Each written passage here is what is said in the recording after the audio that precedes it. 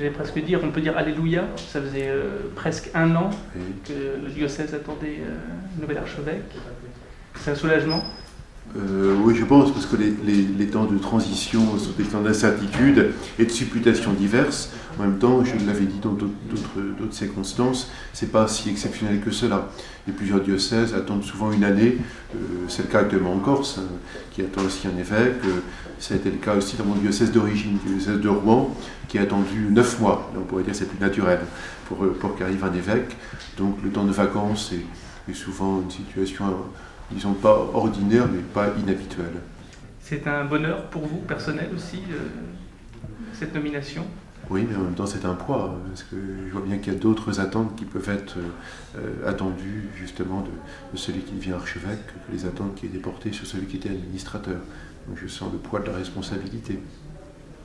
Depuis un an, ces responsabilités, vous les exerciez pourtant déjà. Oui, oui, mais comme dans un temps de vacances, donc et avec le fait que les décisions devaient être temporaires et modérées dans le temps. L'évêque agit à plus long terme et donc peut prendre des décisions qui engagent un avenir et il doit s'efforcer que ces décisions soient bonnes pour cet avenir. Vous disiez tout à l'heure avoir appelé Monseigneur Rouet. Est-ce qu'il fait partie des premières personnes à qui vous avez annoncé la nouvelle?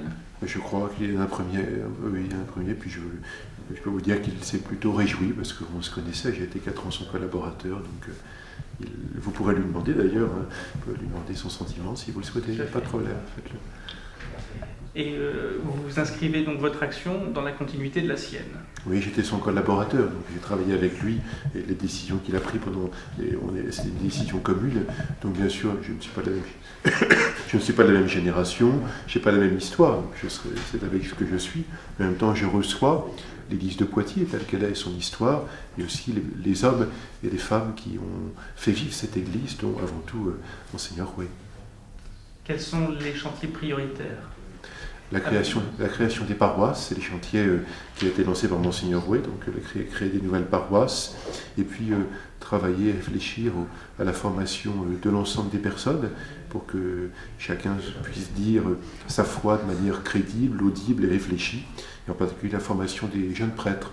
Il y a peu de séminaristes, mais parce qu'ils sont peu, il faut d'autant plus réfléchir aux moyens et aux outils par lesquels ils sont formés.